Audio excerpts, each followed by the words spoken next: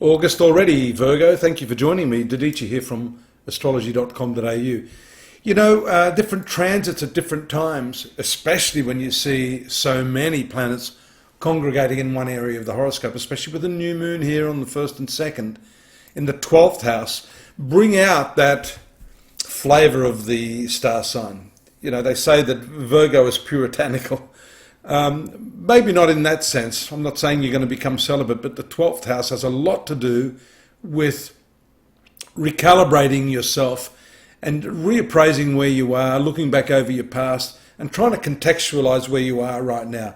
That's this cluster of planets here in the 12th house. And the new moon there is very interesting in terms of reevaluating how you give of yourself, your time, where you spend your time and your efforts. And that's going to be one of the major themes, especially in the first part of the month, which is going to carry forward. The moon here transiting here after its new phase into the 2nd house of finance, 3rd house of communication, very abrupt and unexpected sorts of communications, quirky, unusual people can be part of that mix when you see that combination of the moon and Uranus in that area. A nicer phase for you. The moon is very comfortable in its 4th house position. It gets directional strength here, and the conjunction with Jupiter is very lovely, even though Jupiter is retrograde, for your family affairs and for relationships with your mother, as also shown by these lovely trine aspects between Venus, Sun and Mars and Jupiter and the moon here.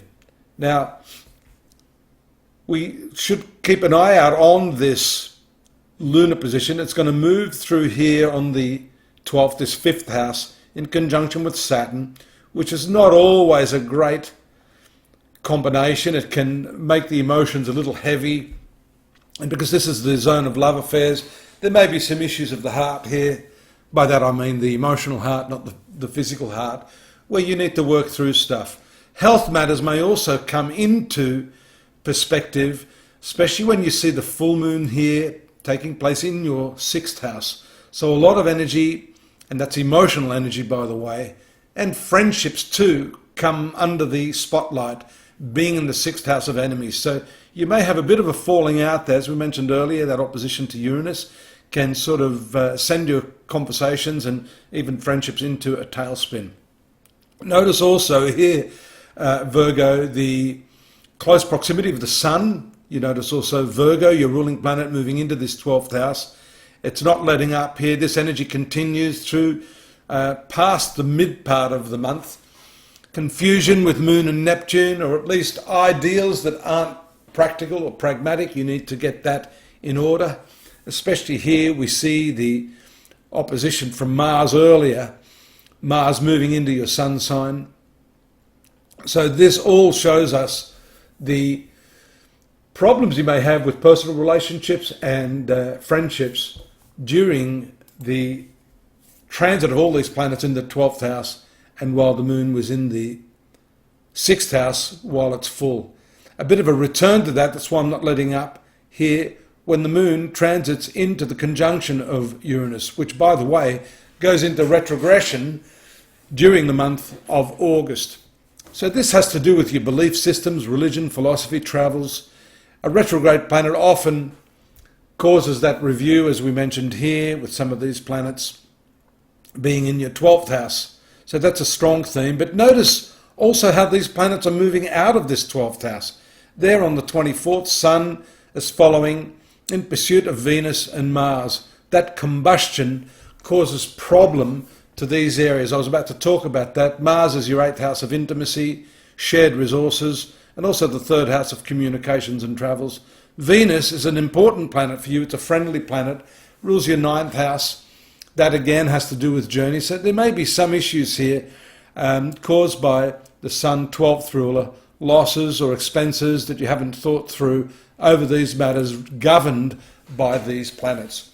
Opposition to Saturn again by the moon. Again, that's sort of punctuating this whole friendship thing. Ideals associated with friends and acquaintances, your social networking, that type of thing may need a bit of a revamp. Mercury looks like it's gone back out here into your 12th house doing some sort of retrogression now. It's back into its forward motion again.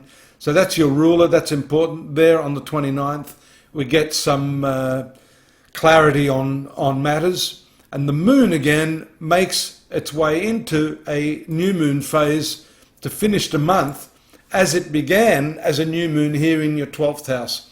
That whole shift, I think, to this first house, your sun sign, gives firstly vitality because of the sun being here. And secondly, the new moon shows a whole revamp on the way that you've been looking at yourself and the way you've been presenting yourself to other people. So this is highly laudable, very, very good ending to the month. And I look forward to speaking to you about where this is all going next month. Don't forget, we've got more on this, however, at astrology.com.au, the monthly readings that we've put up there in chronological order.